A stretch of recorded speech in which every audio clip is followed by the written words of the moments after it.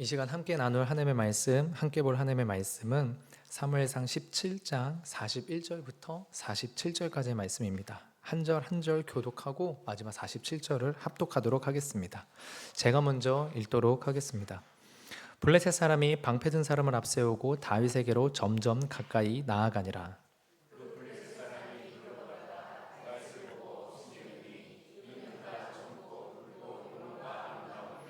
블레셋 사람이 다윗에게 이르되 네가 나를 개로 여기고 막대기를 가지고 내게 나아왔느냐 하고 그의 신들의 이름으로 다윗을 저주하고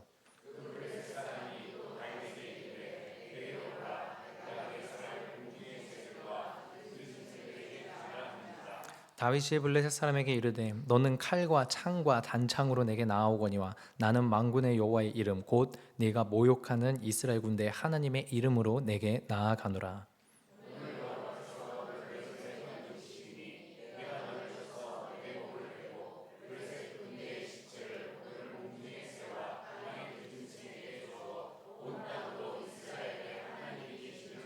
함께 읽겠습니다. 또 여호와의 구원하심이 칼과 창에 있지 아니함을 이 무리에게 알게 하리라. 전쟁은 여호와께 속한 것인즉 그가 너희를 우리 손에 넘기시리라. 아멘. 네. 많은 경영학에서도 이렇게 이야기하고 있는 에피소드라서 성경에서 가장 유명한 이야기 중에 하나인 다윗과 골리앗의 이야기입니다. 그 중에서도 이제 오늘 우리가 함께 읽은 장면이 다윗과 골리앗의 이제 본격적인 전투의 바로 직전에 있는 두 장수의 설전입니다. 오늘 이 본문 내용 가지고 함께 두 가지만 나누도록 하겠습니다. 우리가 함께 나눌 묵상의 첫 번째는요, 그것이 무엇이냐면 나는 하나님만 사랑하는 사람이 되면 그것으로 충분한가를 우리가 함께 생각해 보자라는 것입니다. 나는 하나님만 사랑하는 사람이 되면 그것이면 충분한가? 오늘 본문의 42절을 함께 좀 잠깐 보도록 하겠습니다. 그 블레셋 사람이 둘러보다가 다윗을 보고 업신여기니 이는 그가 젊고 붉고 용모가 아름다움이라. 지금 다윗은 골리앗이라고 하는 키가 2m를 넘어서 3m에 육박하는 거대한 장수 앞에 나섰습니다. 그런데요, 여러분, 이런 전쟁 가운데에서 적장인 골리앗이 볼 때조차 다윗에게서 가장 먼저 눈에 띄는 게 뭐냐면요, 그의 아름다운 외모입니다. 다윗의 40일을 아침 저녁으로 모욕을 해도 두려워서 움츠리던 이스라엘 가운데에서 이제 나서서 맞서는 자가 나타났는데 그 자에게 그 용기나 결단이나 아니면 뭐 어떤 무장 상태나 그런 것보다도 앞서서 맨 처음에 보이는 게 뭐냐면 외모인 거죠. 잘생긴 얼굴. 사무엘상이 시작하면서 특히나 이스라엘이 왕을 요구하는 장면에서부터요, 노골적이고 분명하게 하나님이 말씀하시고 전하시는 메시지가 있습니다. 사무엘상 16장 7절이 이러합니다. 여호와께서 사무엘에게 이르시되 그의 용모와 키를 보지 말라. 내가 이미 그를 버렸노라. 내가 보는 것은 사람과 같지 아니하니 사람은 외모를 보거니와 나 여호와는 중심을 보느니라. 여러분, 나이가 어린 사무엘이 하나님의 음성을 듣고 오랜 기간 이스라엘의 사사로 있던 엘리는 듣지 못합니다. 이미 외모에서 이미 그 외적인 어떤 용모에서 차이가 좀 나는 것이죠. 외적으로 뛰어난 모습이었던 사울은 결국 하나님을 떠나고요, 심지어 하나님의 사람인 사무엘조차 시선을 끌만한 이새의 첫째 아들인 엘리압, 헐친한 키에 정말로 훌륭한 외모를 가진 그 엘리압도 하나님이 이미 버리셨다라고 말씀하십니다. 그러니까 키나 용모 같은 외모를 취하지 않는 하나님이다라는 것을 분명히 전하고 있는 메시지인데요, 그러면 여러분, 자연히 뒤에 나오는 메시지는 무엇이 어울리겠습니까? 나 여호와는 중심을 보느니라. 그러니까 다윗은 못생겼더라, 다윗은 못났더라, 다윗은 키가 작더라. 여러분, 오히려 이런 게 어울리지 않습니까? 그런데 여러분, 다윗에 대한 묘사가 뒤에서 어떻게 나오냐면 사무엘상 16장 12절이 이러합니다. 이에 사람을 보내어 그를 데려오매 그의 빛이 붉고 눈이 빼어나고 얼굴이 아름답더라. 여러분, 다윗에 대해서요, 용모를 말하는데 눈이 빛나고 얼굴빛이 붉고 얼굴이 아름답다라고 말합니다. 여러분, 그러니까 뭐냐면 다윗은 딱 척 보면 남자답고 강력한 장수 같고 어떤 그런 카리스마 있는 모습은 아닌 것 같은데요, 누가 보더라도 잘생긴 얼굴이었다는 겁니다. 여러분, 이 12절만 보면 하나님의 은혜로 얼굴이 밝고 긍정적인 모습이 돼서 그 얼굴이 멋있게 잘생기게 아름답게 보였다라는 해석이 가능합니다. 그렇게 적용할 수도 있고 묵상이 충분히 틀린 묵상이 아닙니다. 그런데요, 여러분, 제가 왜 이것을 말씀드리냐면 지금은 한창 전쟁 중입니다.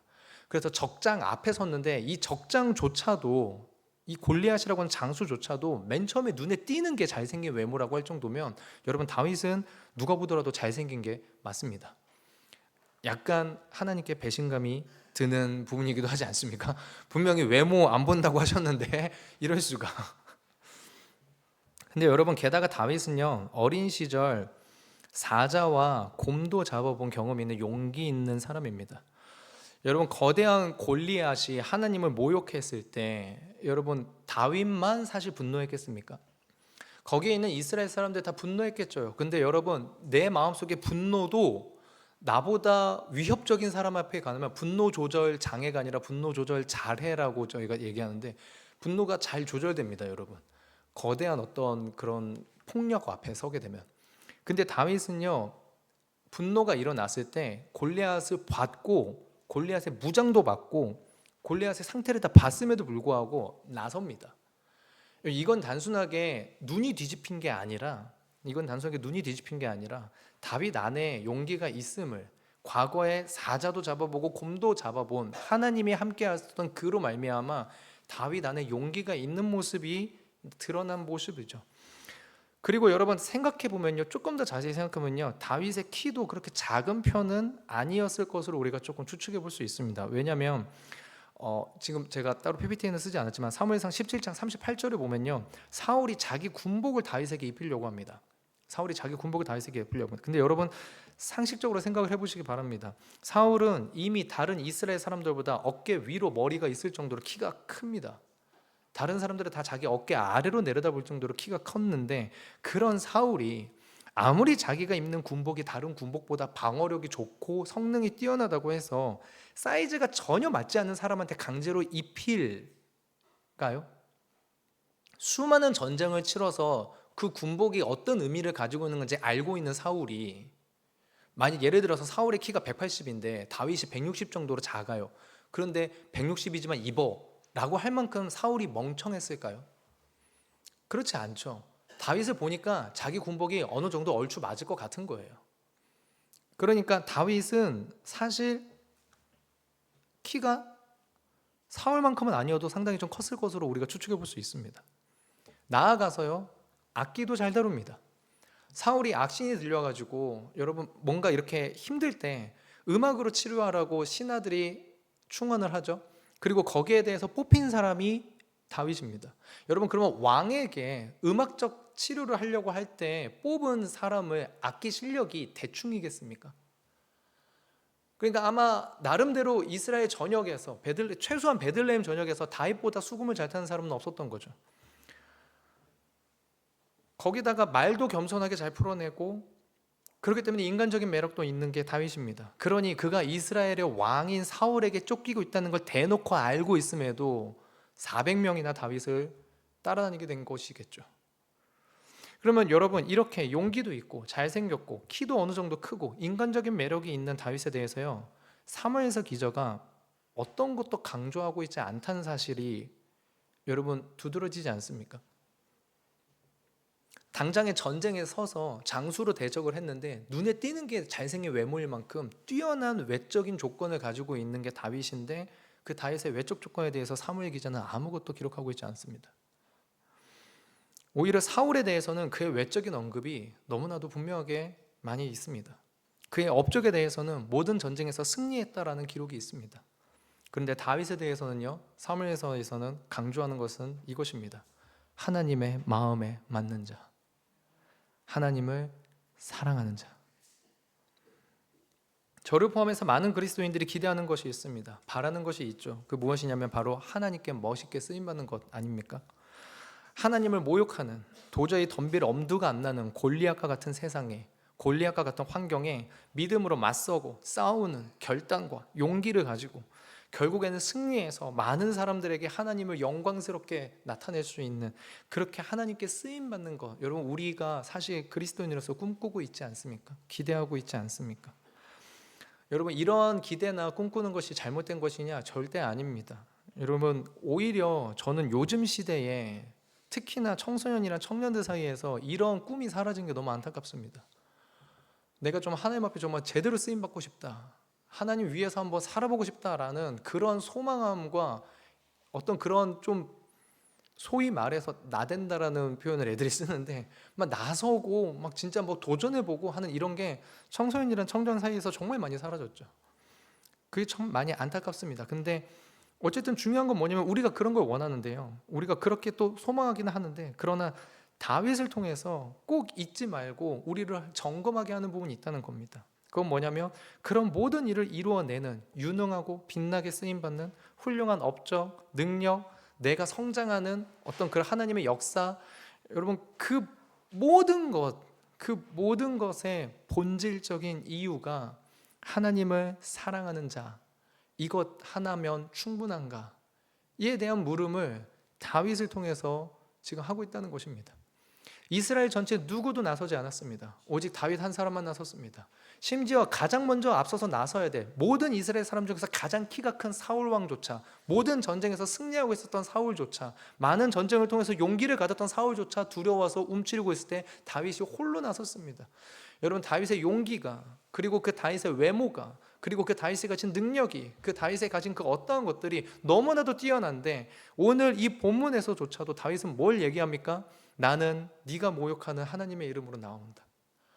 여러분, 아무것도 외적인 조건이나 자기가 이룬 것이나 자기가 가지고 있는 것 무엇 하나 사무엘서를 통해서 다윗 안에서 나타나는 것은 없습니다. 오직 하나입니다. 하나님을 사랑하는 것.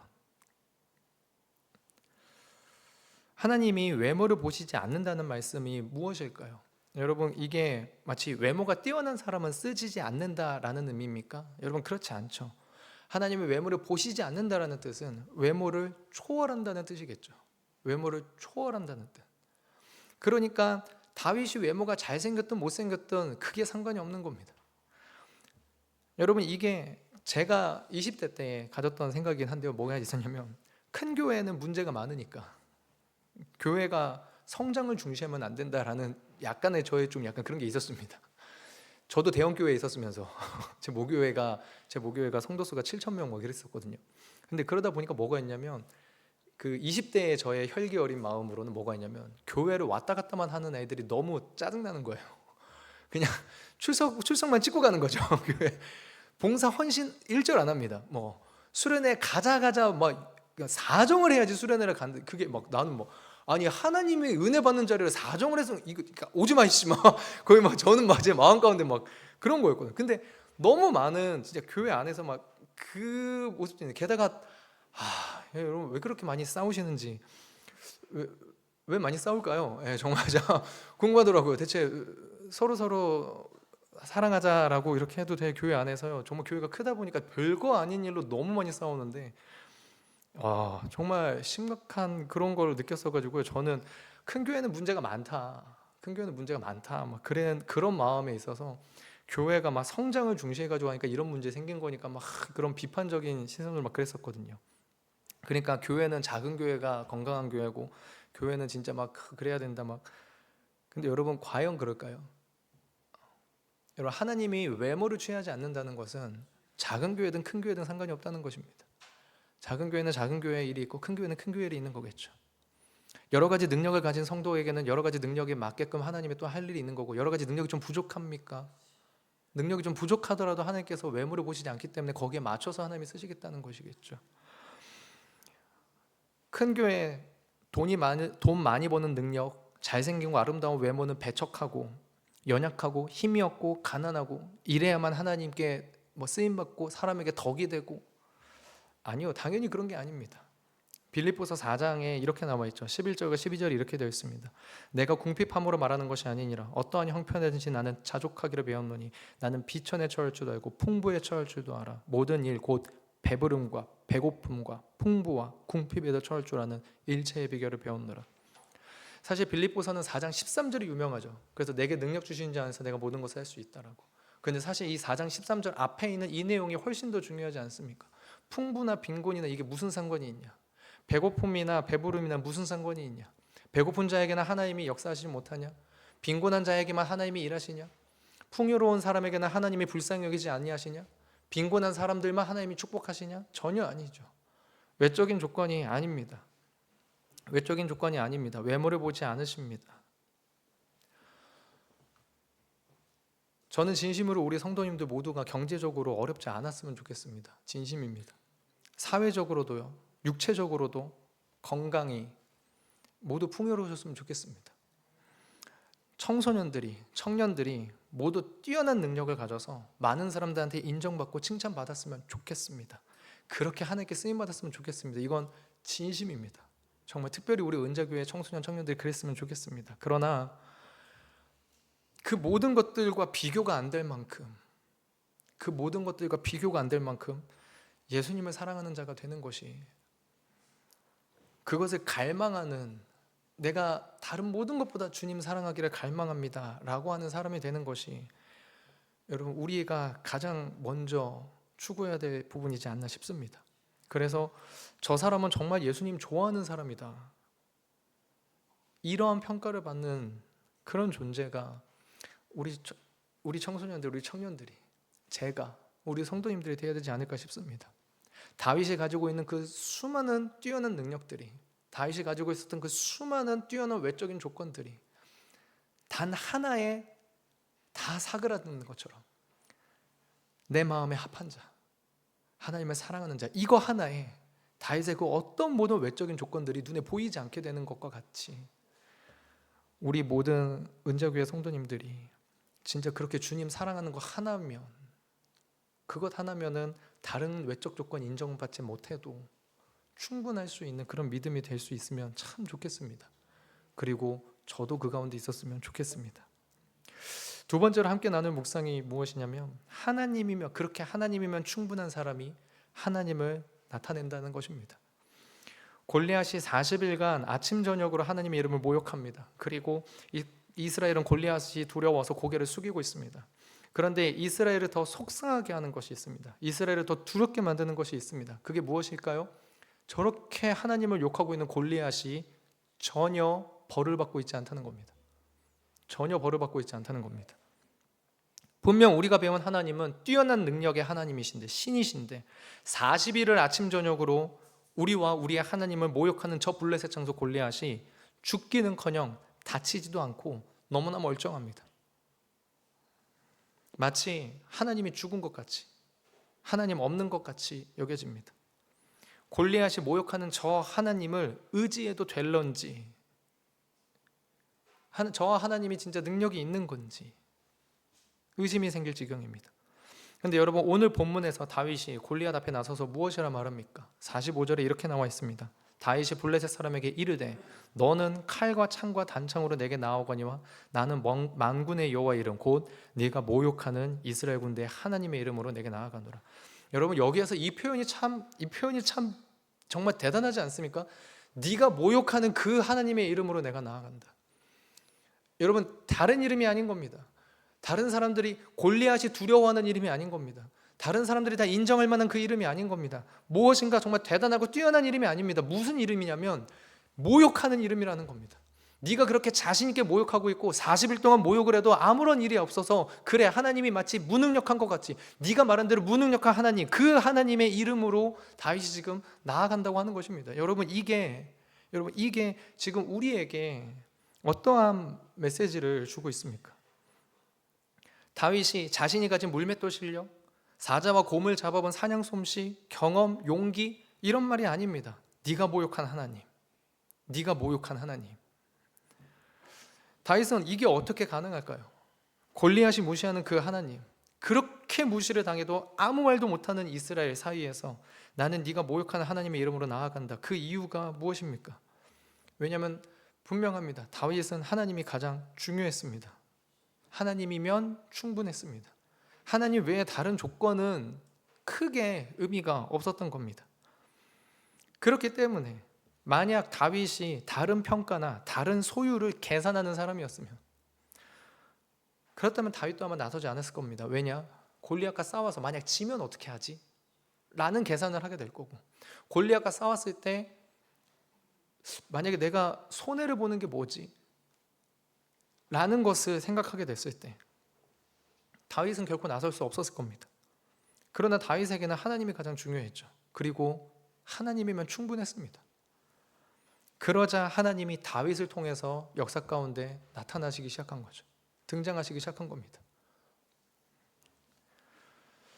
오늘날 기독교를 개독교라고 부르고 교회는 그저 이해 집단이라고 말하는 시대입니다.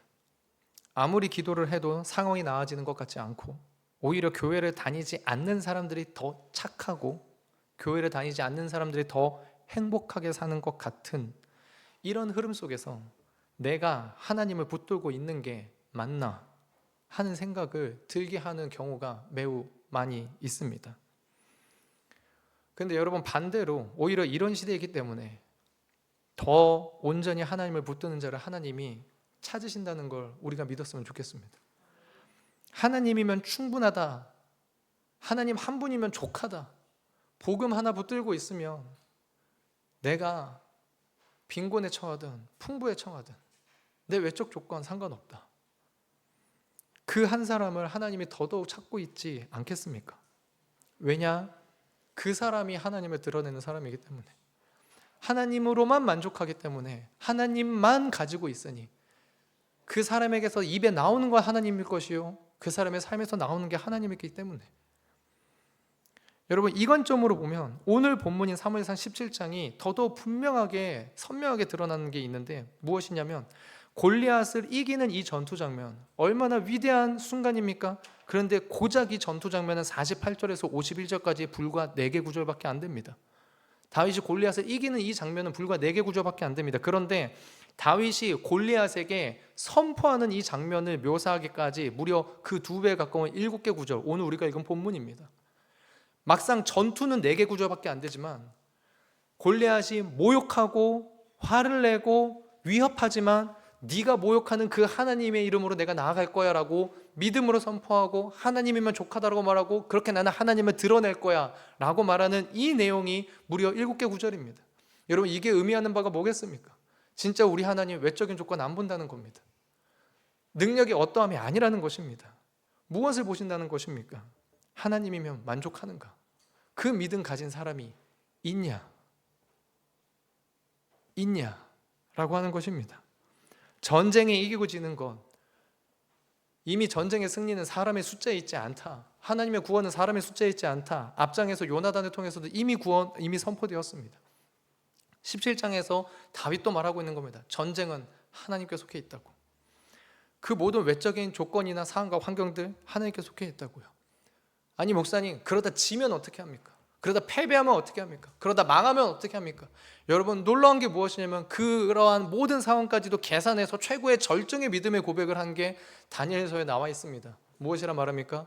그리 아니하실지라도, 우리가 승리하지 못할지라도, 우리가 영광을 얻지 못할지라도, 우리가 뭔가 대단한 업적으로 사람들을 설득하지 못할지라도, 그리 아니하실지라도 나는 왕의 금신상에 절하지 않습니다. 하나님이면 됩니다. 여러분, 결국 다윗이 승리하는 모습을 통해서 하나님만으로 만족하는, 그가 하나님이 찾으시는 한 사람이라는 것을 보여줍니다. 승리하지 않으면 아닐까요? 아니요, 승리하지 않는 모습을 통해서도 성경 인물이 있습니다. 예레미야입니다. 분명히 하나님이 예레미야를 부르셨고 예레미야에게 하나님께서 말씀을 맡기시고 예레미야를 통해서 역사하십니다. 그러나 예레미야의 역할은 패배이고 예레미야의 역할은 영광은 아닙니다. 그렇기 때문에 중요한 것은 승리하냐 마냐가 아닌 거죠. 승리하냐 마냐가 아닌 겁니다. 중요한 것은 하나님으로 만족하는가, 그 믿음 분명히 우리 가운데 있는가, 그렇게 하나님의 마음에 합한 사람 되고 싶은가, 그 사람 되고 싶은가, 그것이면 충분한가. 다윗과 골리앗의 싸움은 분명하게 그 물음을 던져주고 있습니다. 사람들이 모욕하는 하나님은 능력이 없는 하나님입니까? 하나님을 겪어보지 않는 이들이 말하는 하나님이 하나님을 겪어본 나의 믿음을 흔듭니까? 여러분, 그럼에도 불구하고 하나님을 사랑하는 것으로 만족하고 하나님을 사랑하는 사람이라는 평가 하나면 내가 이제까지 이루었던 모든 것들이 부정당한다 하더라도 괜찮으십니까? 하나님을 사랑하기 때문에 하나님을 온전하게 드러내고 싶으십니까? 여러분, 우리가 제가 너무 무겁게 얘기해가지고 좀 그러는지 모르겠는데, 근데 우리가 사실 진짜 늘 기도해야 될 영역이지 않습니까? 결국에는 나는 주님 사랑하나? 요한의 아들 시몬아, 네가 이 사람들보다 나를 더 사랑하느냐? 늘 그 주님의 부름 앞에 새벽 닭이 울 때마다 울었던 베드로와 같은 마음이 우리에게 살아있다면 우리가 조금 더, 한 번 더 하나님과 사랑의 깊은 관계 가운데에서 세상에 알 수도 없고 줄 수도 없는 하나님과의 은밀한 평안과 교제가 있지 않을까 싶습니다. 그리고 이것을 빼앗을 자가 없느니라라는 주님의 말씀을 우리가 날마다 경험할 수 있게 되지 않을까. 그리고 그 경험이 우리로 하여금 이 골리앗과 같은 세상에서 한 걸음 용기를 내딜 수 있는 힘을 주지 않을까 소망하며 우리가 오늘 이 밤에 기도했으면 좋겠습니다. 기도하겠습니다. 하나님, 정말로 주님께서 우리 한 사람 한 사람 마음 가운데 칼과 창과 단창의 두려운 마음이 분명히 있음을 다른 누구도 아닌 중심을 보시는 하나님께서 아시는 줄로 믿습니다. 그런데 하나님, 그 칼과 창과 단창의 두려움보다도 하나님과 멀어지는 것이 더 두려워서, 하나님을 사랑하지 못하게 되는 것이 더 두려워서 하나님 사랑하는 자리에 나아갈 수 있는 우리가 될 수 있으면 참 좋겠습니다. 그것이면 충분하다라고 처음에 주님께 구원의 은혜 받을 때 고백했는데, 이 구원의 감사와 감격만이 있다면 하나님 다른 모든 거 부족해도 괜찮습니다라고 하나님 앞에 눈물로 고백하며 나아갔었는데, 어느덧 우리의 마음 가운데서 그 감동과 감격은 사라지고 골리앗 앞에 두려워하고 있는 마음은 남은 것은 아닌지 돌아봅니다.